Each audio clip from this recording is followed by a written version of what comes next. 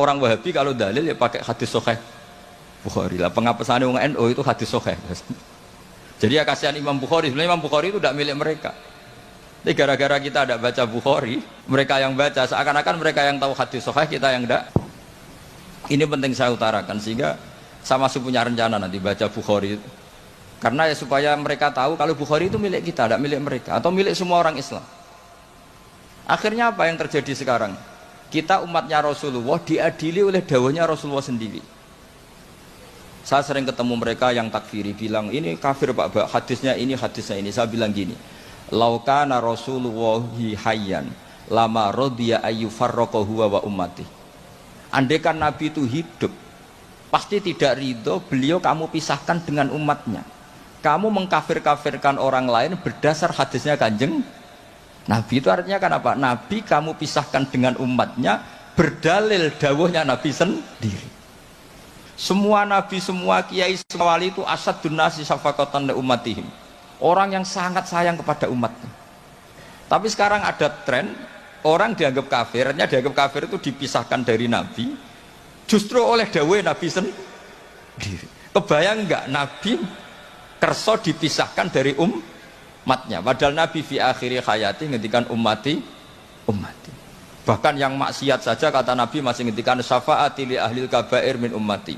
Nanti jatah syafaat saya tak kasihkan umat-umatku yang amalnya tidak karu-karuan, kira-kira gitu terjemahnya. Jadi betapa cintanya Nabi kepada umatnya sampai yang ahlul ma'asi saja kata Nabi nanti mau saya syafaati karena Nabi gak mau terpisah dari umatnya.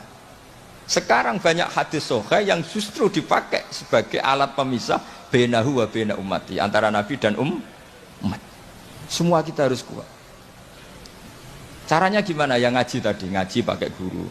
Sekarang alhamdulillah kan banyak gus-gus besar yang misalnya jenengan gak menangi Said Muhammad, ada Gus Naji, ada Gus Ro'ub, ada Gus Kamil, ada Ali Akhwas, gak menangi Habib Zain. Gus Zaki dulu lama ngaji Habib Zain, gak menangi Said Romdon Al-Buti, banyak santrinya di Indonesia itu luar biasa. Gak ada ulama top internasional yang sanatnya gak ada di Indonesia.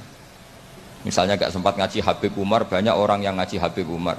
Keluarga besar Solo, keluarga besar pondok-pondok banyak ngaji Habib Umar.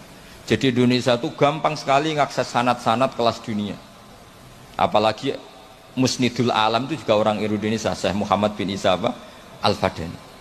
Jadi kalau orang Indonesia tidak pinter tuh kebangetan lah kira-kira seperti itu. Karena gampang sekali ngakses sanad-sanad itu. Tapi sanad ini pula yang mulai hilang dari pondok-pondok pesantren, jarang yang mau menekuni. Makanya saya ingin sekali bahwa sanad-sanad ini terus kita jaga. Karena setelah sanad ini terjaga, itu gampang sekali melogika kebenaran.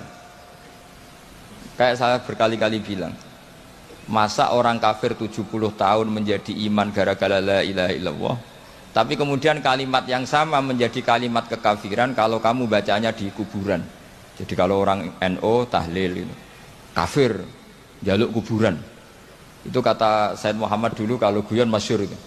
Mbok takoki sik, ndekne jaluk kuburan apa malah ndongakno kuburan. Padahal doanya kan malah Allahumma ighfir lahu wa'afi wa'fu anhu. Justru kuburan ini yang didoain, tapi mereka lihat dari jauh karena begini dikira kita minta kuburan, padahal hakikatnya kita mendoakan yang ada di kuburan. Ini secara teori penelitian sudah gagal. Wong neliti saja tidak mau, observasi saja nggak mau. Coba kalau mereka neliti, ternyata mendoakan yang ada di kuburan, bukan minta kuburan. Semua orang NU misalnya kalau ziarah doanya gimana? Allahumma ighfir li sayhina, Allahumma ighfir li ummina, Allahumma ighfir li abina. Itu minta kuburan apa mendoakan mayit yang ada di kuburan? Mendoakan. Tapi mereka menuduh kafir, katanya kita minta sama kuburan karena melihatnya dari jauh. Karena begini dilihat dari jauh, oh minta kuburan kan gitu. Ini secara penelitian kan sudah kacau. Dan makanya saya minta sekali tradisikan tahqiq dan sanad-sanad yang mudah kita dapat, semoga diakses, dimuasalah secara baik, disambung secara baik.